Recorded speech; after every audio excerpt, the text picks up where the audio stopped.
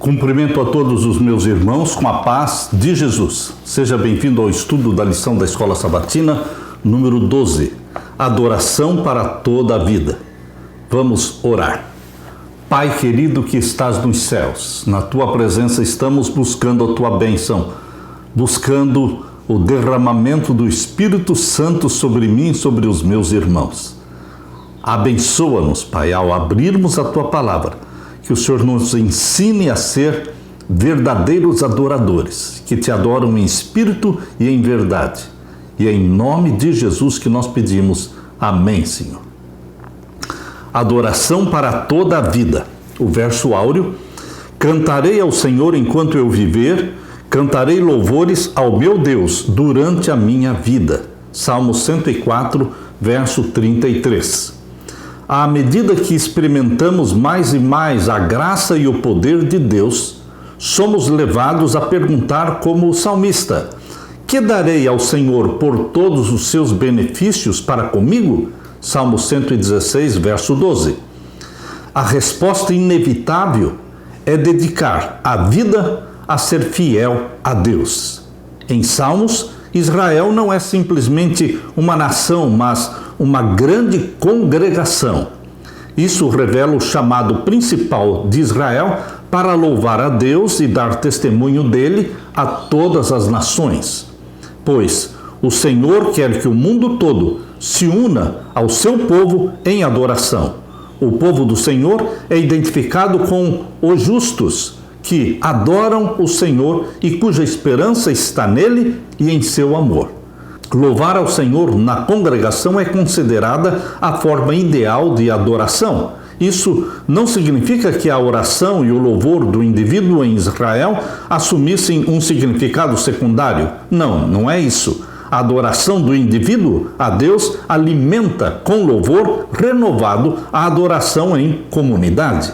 Por sua vez, a adoração individual desenvolve todo o seu potencial no relacionamento com a comunidade de adoradores, também chamada de Assembleia dos Justos.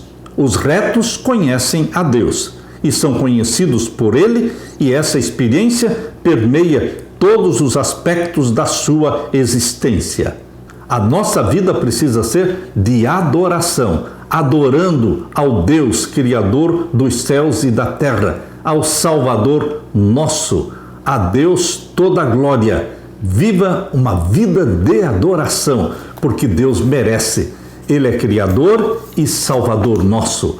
Aleluia. Na parte de domingo, levante as mãos no santuário. Vamos meditar agora no Salmo 134. Vamos ler juntos o Salmo 134.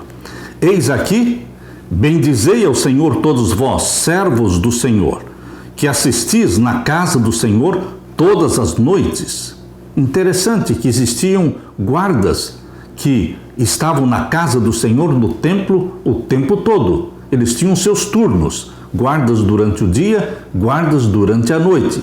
Existiam também levitas que dormiam na casa do Senhor. Por isso eles louvavam a Deus dia e noite. Aqui diz: eis aqui, bendizei ao Senhor todos vós, servos do Senhor, que assistis na casa do Senhor todas as noites. E o verso 2: levantai as vossas mãos no santuário e bendizei ao Senhor. O Senhor que fez o céu e a terra, te abençoe desde Sião. Desde Sião significa desde o santuário. A presença de Deus ali no santuário fazia do santuário Sião. Sião significa a presença de Deus. O Salmo 134 relembra a bênção sacerdotal de Arão, lá em Números 6, 24 a 26, e destaca a bênção como o princípio e o resultado subjacentes do relacionamento entre Deus e Israel. O povo abençoa a Deus no santuário, e Deus abençoa seu povo desde Sião. Deus abençoa o povo e o povo abençoa a Deus. Como é que você abençoa a Deus? Quando você louva a Deus, quando você proclama as maravilhas de Deus, quando você anuncia as boas novas da salvação ao mundo inteiro, mostrando que Deus é bom, Deus é misericórdia, Deus é salvação. Você está abençoando a Deus nesse sentido. As bênçãos se estendem a todos, pois o Senhor é o Criador do céu e da terra. A menção de Sião como lugar das bênçãos especiais divinas enfatiza o vínculo de aliança do Senhor com o seu povo. É, portanto, dentro da aliança da graça que Israel exerce o privilégio de abençoar o Senhor e ser abençoado por ele. Vamos meditar também no Salmo 18, verso 1. De que maneira os salmos retratam os adoradores? Vejam, Salmos 18 e o verso 1. Eu te amarei do coração, ó Senhor, fortaleza minha. Eu te amarei do coração. Não é um amor de palavras somente, mas é um amor que vem do coração. É um amor sincero. Eu te amarei do coração, ó Senhor, fortaleza minha. E lemos também no Salmo 134, verso 1. Salmo 134, verso 1. Eis aqui, bendizei ao Senhor todos vós, servos do Senhor, que assistis na casa do Senhor todas as noites. Os salmos retratam os adoradores como servos do Senhor, que se encontram na casa do Senhor nas horas da noite, o que deve ser uma referência à guarda noturna dos levitas ou ao louvor que eles ofereciam a Deus tanto de dia quanto de noite. Como os israelitas adoravam o Deus invisível, que não podia ser representado na forma de alguma imagem, o santuário servia para refletir a glória do Senhor e oferecer um ambiente seguro para os pecadores se aproximarem do seu santo rei. Esse encontro tem a iniciativa do próprio Senhor e é regulado por seus estatutos e decretos. Nós lemos na primeira carta de Pedro, abra sua Bíblia, na primeira carta de Pedro, o capítulo 2, o verso 9. Mas vós sois a geração eleita, o sacerdócio real, a nação santa, o povo adquirido, para que anuncieis as virtudes daquele que vos chamou das trevas para a sua maravilhosa luz. A ideia de Pedro aqui, na sua primeira carta, capítulo 2, verso 9, é a de que nós somos um sacerdócio santo. Não somos levitas no sentido de tribo de Levi do Antigo Testamento, mas nós somos um sacerdócio santo, porque fomos chamados por Jesus Cristo, salvos por Jesus Cristo e comissionados a pregar o Evangelho no mundo todo, intercedendo, orando, trabalhando pela salvação dos pecadores, pelos quais Jesus morreu. Então, Pedro fala do povo santo, sacerdócio santo, que deve proclamar o Evangelho ao mundo. Deus nos constituiu sacerdócio santo, oferecendo louvor e ação de graças ao Senhor Jesus Cristo, nosso Criador e Redentor, por todos os benefícios realizados em nosso favor. No Novo Testamento, todos temos um papel sacerdotal. Por isso nós falamos de sacerdócio de todos os crentes, visto que somos chamados a levar as boas novas do Evangelho ao mundo. Quando você está testemunhando de Jesus, quando você está pregando o Evangelho, seja por estudos bíblicos, seja por sermões, seja pelo testemunho pessoal, você está sendo sacerdócio de Jesus Cristo. Este é o sacerdócio de todos os crentes, preparando um povo para a segunda vinda de Jesus. Aleluia! Na parte de segunda-feira, cantem ao Senhor um cântico novo.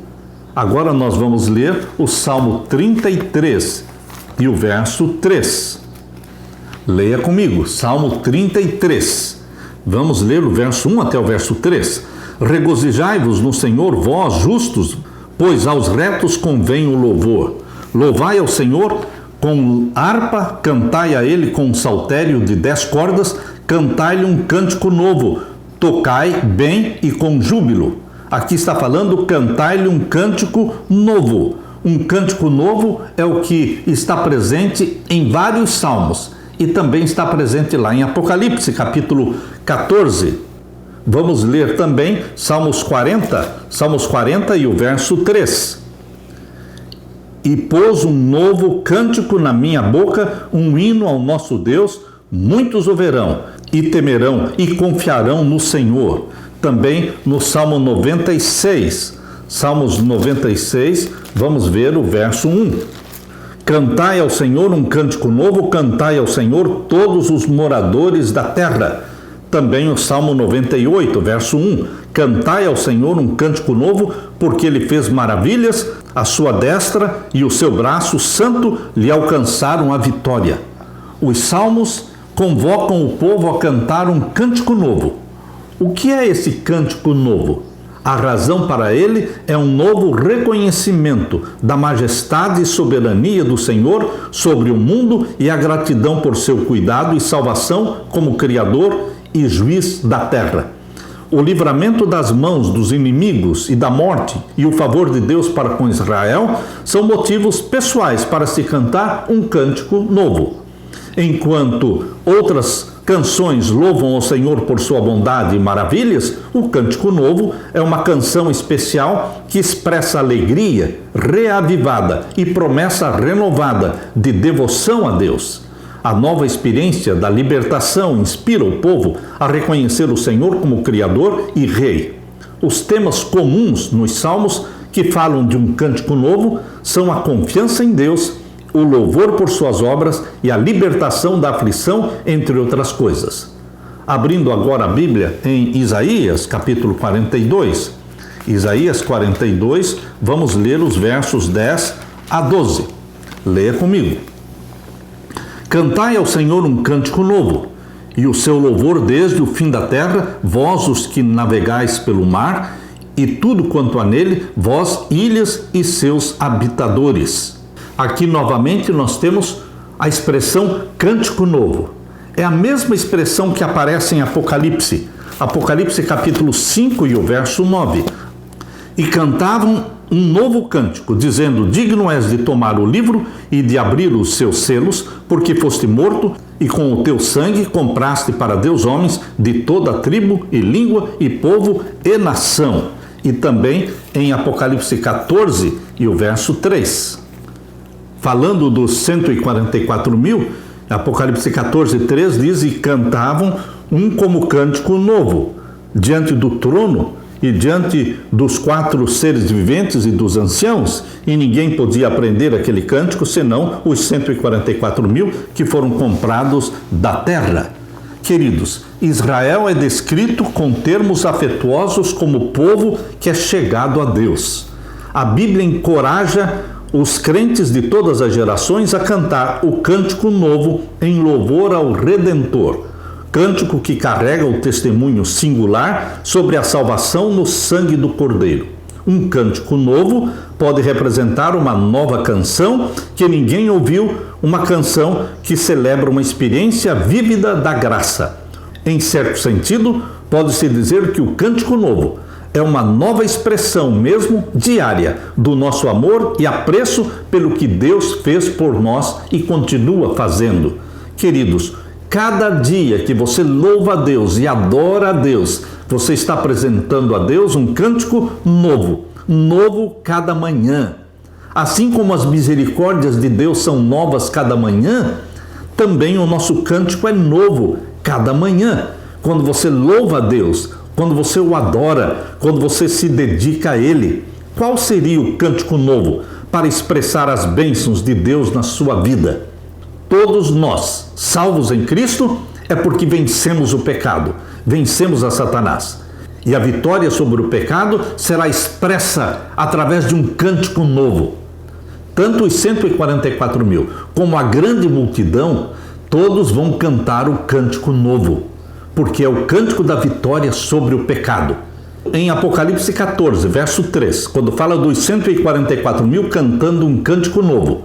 E também em Apocalipse capítulo 15, quando fala no verso 3, Apocalipse 15, verso 3, fala: e cantavam o cântico de Moisés, o servo de Deus, e o cântico do Cordeiro, dizendo: grandes e maravilhas são as tuas obras, Senhor Deus Todo-Poderoso, justos e verdadeiros são os teus caminhos, ó Rei dos Santos.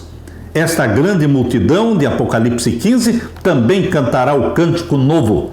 Não cantarão como os 144 mil cantam, mas é o cântico da vitória sobre o pecado. Todos nós vamos ter a vitória sobre o pecado. E essa vitória está sendo oferecida por Jesus para você hoje.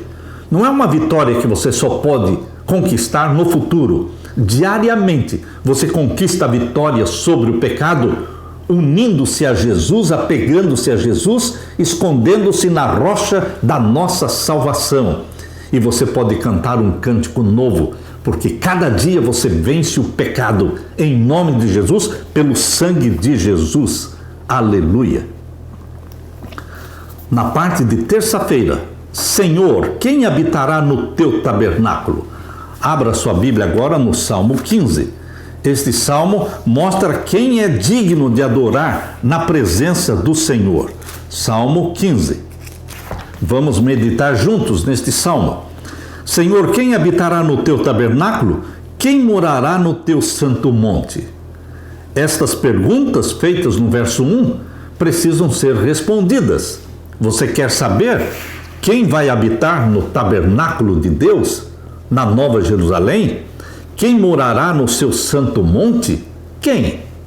O verso 2 começa a dar a resposta. Aquele que anda em sinceridade e pratica a justiça e fala verazmente segundo o seu coração. O que significa andar em sinceridade? Você e eu precisamos ser sinceros de coração, sinceros em nossos pensamentos. Nós não adoramos a Deus somente com a boca, só com palavras. Nós amamos a Deus de coração. Nós somos sinceros em nossa adoração, em nossa submissão a Jesus Cristo. E praticamos a justiça. E falamos verazmente, ou seja, falamos a verdade. Não mentimos, falamos o que é verdadeiro, segundo o que está no nosso coração. E o verso 3 diz, aquele que não difama com a sua língua, que não fala mal do próximo, que não fala falsidades e não difama as pessoas, nem faz mal ao seu próximo, nem aceita nenhuma afronta contra o seu próximo. E o verso 4, aquele a cujos olhos o perverso é desprezado. Você despreza o perverso, o ímpio? Você valoriza os santos do Altíssimo, os que amam a Jesus? Nós precisamos desprezar os perversos, mas honramos os que temem ao Senhor. Aquele que, mesmo que jure com dano seu, não muda. Aquele que não empresta o seu dinheiro com usura. Aquele que não empresta o seu dinheiro a juros. Você pode ajudar o seu próximo, mas não emprestar o dinheiro com juros, cobrando juros dele. Queridos, nós deveremos usar de misericórdia para com os necessitados. Queridos, aqui diz aquele que não empresta o seu dinheiro com usura, nem recebe peitas contra o inocente, ou seja, não concorda em acusar o inocente, levantar processos contra inocentes, não recebe peitas contra o inocente. Quem faz isto nunca será abalado. Estes são os que vão habitar no tabernáculo, no santo monte, na presença de Deus. A resposta dada nesse salmo é o resumo dos requisitos já dados na lei de Deus e nos profetas. Aqueles cujas ações e caráter são reflexo de Deus. O santuário era um lugar santo e tudo nele, incluindo os sacerdotes, era consagrado. Assim, a santidade é um requisito obrigatório para estar na presença de Deus. E você e eu deveremos buscar a santidade, porque Deus é santo. Se o Pai é santo, os filhos também herdam do Pai a santidade dele. É isso que Deus nos oferece. A santidade de Israel deveria ser abrangente, unindo adoração e ética, e exercida em todos os aspectos da vida. A lei foi dada ao povo de Deus para capacitá-lo a alcançar seu potencial máximo, ou seja, viver como um reino de sacerdotes. O sacerdócio real inclui ter uma vida de santidade na presença de Deus e levar as bênçãos da aliança a outras nações. Agora vamos ler também o Salmo 24 e os versos 3 a 6. Quem subirá ao monte do Senhor, ou quem estará no seu lugar santo? Este Salmo 24 é parecido com o Salmo 15. Está falando do mesmo assunto. Quem subirá ao monte do Senhor, ou quem estará no seu lugar santo? Aquele que é limpo de mãos. Limpo de mãos, pessoas honestas, que não roubam, que não subornam, que não exploram o pobre. Aquele que é limpo de mãos e puro de coração, puro de mente, mente pura, resultará em ações puras. Puro de coração, que não entrega a sua alma à vaidade, nem jura enganosamente. Até o verso 6. Este receberá a bênção do Senhor e a justiça do Deus da sua salvação. Esta é a geração daqueles que buscam a tua face, ó Deus de Jacó. E lemos ainda no Salmo 101. Salmo 101, e vamos ver o verso 1 até o verso 3. Cantarei a misericórdia e o juízo a ti, Senhor. Cantarei. Portar-me-ei com inteligência no caminho reto. Quando virás a mim? Andarei em minha casa com um coração sincero. O melhor lugar e o primeiro lugar que você deve andar em sinceridade de coração, em pureza mental, é dentro do seu lar. Você sabe que quem for santo em casa será santo em qualquer lugar. Dentro do lar é a nossa prova, o nosso teste de fogo. Viver uma vida santa em casa. Por isso, aqui diz o Salmo 101, o finalzinho do verso 2, andarei em minha casa com um coração sincero. E o que mais? Verso 3, não porei coisa má diante dos meus olhos, aborreço as ações daqueles que se desviam, nada se me pegará. Não colocar coisa má diante dos nossos olhos, é uma escolha que você faz. Você decide o que vai ver e o que não vai ver, o que vai ouvir e o que não vai ouvir. Você filtra os pensamentos que existirão na sua mente. Você rejeita e você expulsa os maus pensamentos. Você escolhe não olhar para o mal, não contemplar o mal, seja na televisão, seja em qualquer coisa. Você não pousa os seus olhos na maldade. Não porei coisa má diante dos meus olhos, aborreço as ações daqueles que se desviam, nada se me pegará. Não somente evitar olhar o que é mal, mas também mostrar o aborrecimento, a reprovação àqueles que praticam o mal. E o verso 4, um coração perverso se apartará de mim, não conhecerei o homem mau. Afasta-se do mal, não se detém no caminho dos pecadores. Verso 5, aquele que difama o seu próximo, às escondidas eu o destruirei. Aquele que tem olhar altivo e coração soberbo, não o sofrerei. Os meus olhos procurarão os fiéis da terra. Você escolhe quem será o amigo seu. Escolha os seus amigos. Porque aqui diz, os meus olhos procurarão os fiéis da terra. Os semelhantes se atraem. Se você está andando para o céu, você vai ter amizade com pessoas que estarão andando para o céu. Os semelhantes se atraem. Para que estejam comigo, o que anda num caminho reto, esse me servirá. E o verso 7, o que usa de engano não ficará dentro da minha casa. O que usa de engano, de mentiras, não ficará dentro da nossa casa. O que profere mentiras não estará firme perante os meus olhos. Que salmo maravilhoso este Salmo 101. Fala da sua vida dentro do seu lar.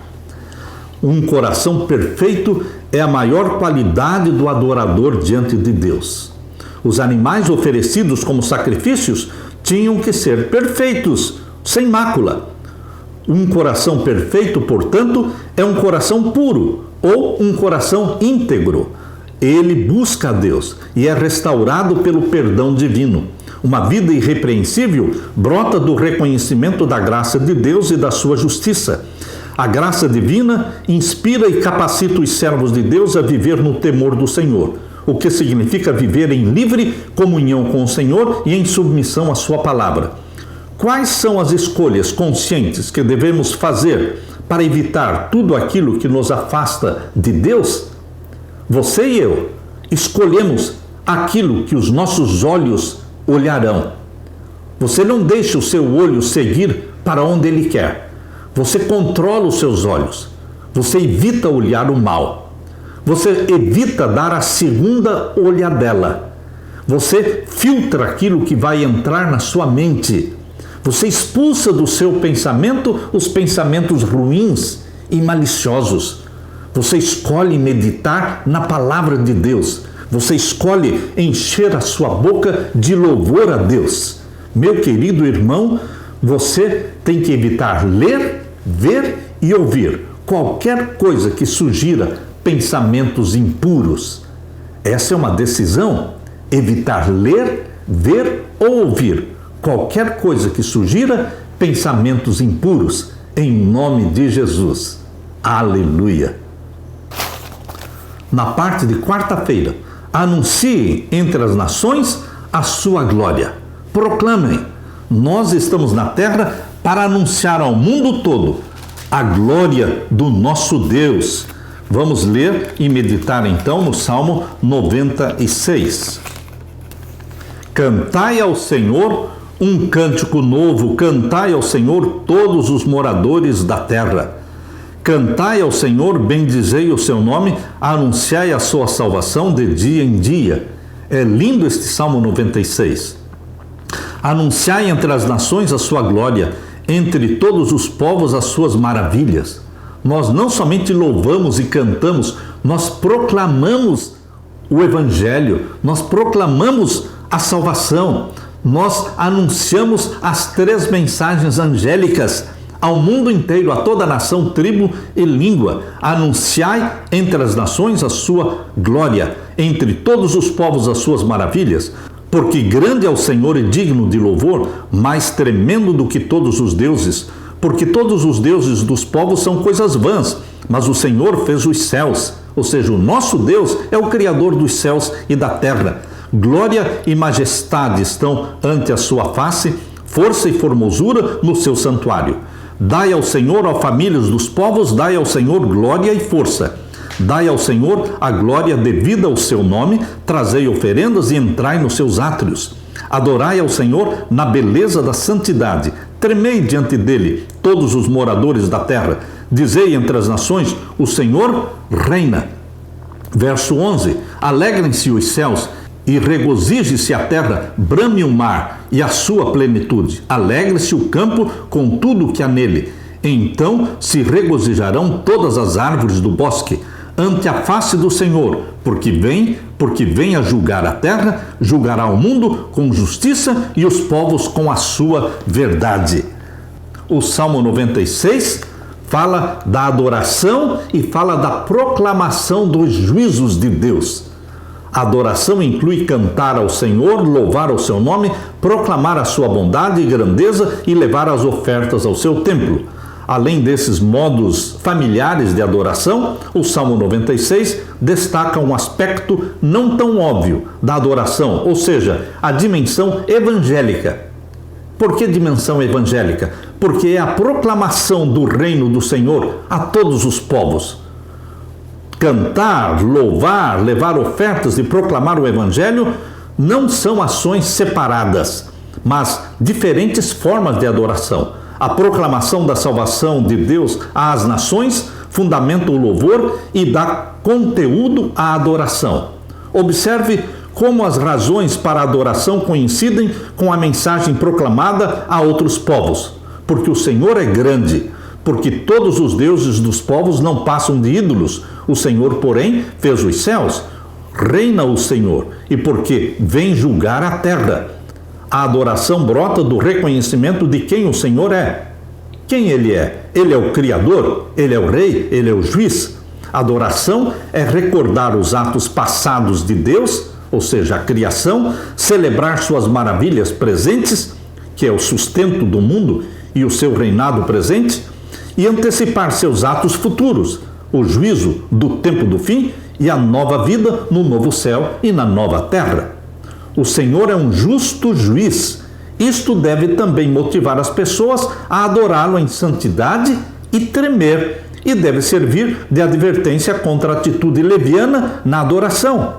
A adoração envolve alegria e confiança, e santo temor e tremor.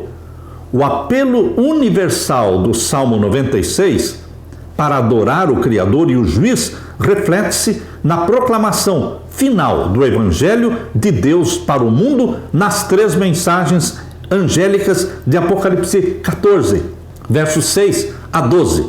Em muitos aspectos, o Salmo 96 parece incorporar essas mensagens angélicas de Apocalipse 14, falando da criação, salvação, evangelho eterno, adoração e juízo. Compare o Salmo 96 com as 3 mensagens angélicas de Apocalipse 14, versos 6 a 12. Temei a Deus e dai-lhe glória, porque vinda é a hora do seu juízo. Caiu Babilônia. E se alguém adorar a besta e a sua imagem e receber o seu sinal, também beberá do vinho da ira de Deus. Meu querido irmão, proclamar ao mundo as mensagens angélicas de Apocalipse 14 é cumprir o que está no Salmo 96, que fala que nós deveremos proclamar a todas as nações a glória do nosso Deus, que Ele é juiz, que Ele é rei, que Ele é salvador, que Ele é criador. Deus é tudo. Bendito seja o nosso Deus. Aleluia. Na parte de quinta-feira, quando Deus não se agrada de sacrifícios, Deus não se agrada de sacrifícios quando o seu coração não está nos sacrifícios e nas ofertas. Quando você oferece sacrifícios e ofertas, mas não tem um coração reto, um coração temente a Deus, então esses sacrifícios e essas ofertas não são aceitas por Deus. Podemos ler Salmo 40 e o verso 6 a 8. Leia comigo. Sacrifício e oferta não quiseste. As minhas orelhas furaste, holocausto e expiação pelo pecado não reclamaste. Quando é que Deus não aceita sacrifícios e ofertas? Leia também o Salmo 50, verso 15. Invoca-me no dia da angústia, eu te livrarei e tu me glorificarás. Quando você busca Deus de coração, Deus ouve, Deus estende a mão. Mas o verso 16 diz, mas ao ímpio diz Deus, que tens tu que recitar os meus estatutos e que tomar o meu conserto na tua boca? Pois aborreces a correção e lanças as minhas palavras para detrás de ti. Quando nós queremos servir a Deus somente de palavras, mas o nosso coração está distante de Deus, então Deus não se agrada, Deus não aceita, nem mesmo os nossos dízimos, nem mesmo as nossas ofertas, nem mesmo os nossos cultos, porque o nosso coração está longe de Deus. No Salmo 51, os versos 16 a 19, também afirmam, porque te não comprases em sacrifícios, senão eu os daria, tu não te deleitas em holocaustos. Os sacrifícios para Deus são o espírito quebrantado, a um coração quebrantado e contrito não desprezarás, ó Deus. Abençoa Sião segundo a tua vontade.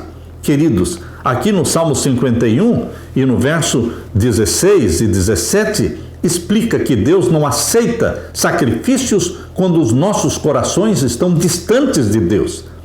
Porque os verdadeiros sacrifícios para Deus, Salmo 51, 17, diz aqui, os sacrifícios para Deus são o espírito quebrantado e um coração quebrantado e contrito, o Senhor não desprezará. Nossos dízimos, nossas ofertas, nossa observância do sábado, tudo isso pode ser somente formalidade. Se o nosso coração não estiver sendo sincero com Deus, se nós estivermos vivendo na prática de pecados acariciados, pecados conscientes e tentando agradar a Deus com os nossos dízimos e ofertas, isto é inaceitável diante de Deus. Deus quer um coração sincero. Deus busca adoradores que o adorem em espírito e verdade, ou seja, com a mente pura, com o desejo sincero do coração. Como os profetas, os salmistas também condenam várias formas erradas de adoração. O ponto principal nesses versos não é a aversão do Senhor aos sacrifícios e festivais de Israel, mas as razões para tal repugnância era a distância fatal entre a adoração e a espiritualidade. Deus não estava repreendendo o seu povo por seus sacrifícios e holocaustos, mas por sua maldade e atos de injustiça que cometiam na vida pessoal. Os salmos não pregam contra o sacrifício e adoração, mas contra o sacrifício vão e adoração vazia, demonstrada na injustiça desses adoradores. Por isso, quando nós lemos João capítulo 4, abra a sua Bíblia no Evangelho de João, o capítulo 4, e vamos ver os versos 23 e 24. Leia comigo. Mas a hora vem, e agora é, em que os verdadeiros adoradores adorarão o Pai em espírito e em verdade, porque o Pai procura tais que assim o adorem. Deus é espírito, e importa que os que o adoram o adorem em espírito e em verdade. Adorar em espírito e em verdade é uma adoração sincera, de coração. Não é da boca para fora, mas é com a nossa vida, com todo o nosso ser, adorar a Deus em espírito e em verdade. Sacrifícios não são suficientes. Dízimos não são suficientes. Guardar o sábado não é suficiente. De que adiantavam todos esses sacrifícios se o coração dos que os ofereciam não estava cheio de arrependimento, cheio de fé e tristeza pelo pecado? Somente quando acompanhados de arrependimento e sincera ação de graças, os sacrifícios de touros poderiam agradar a Deus como sacrifícios de justiça. Jesus, ao citar Isaías, expressou isto desta forma: este povo me honra com os lábios, mas o seu coração está longe de mim. Mateus 15:8. Os problemas que os salmistas viram eram os mesmos que Jesus encontrou em relação a alguns, especialmente os líderes, durante o seu ministério aqui na terra. E hoje, será que os problemas não são os mesmos? Será que nós, como cristãos de Laodiceia, não estamos adorando a Deus somente formalmente ou da boca para fora, quando na realidade Jesus Cristo está do lado de fora da nossa vida? Porque Apocalipse 3:20 diz: eis que eu estou à porta e bato. Se alguém ouvir a minha voz e abrir a porta, eu entrarei e cearei com ele e ele comigo. Queridos, Apocalipse 3:20 diz que Jesus Cristo está batendo a porta do coração do cristão laodiciano. Ele quer entrar. Você pode estar apresentando a Deus ofertas, sacrifícios, dízimos, mas Jesus Cristo não está presente dentro da sua vida. Deus quer adoradores que o adorem em espírito e em verdade.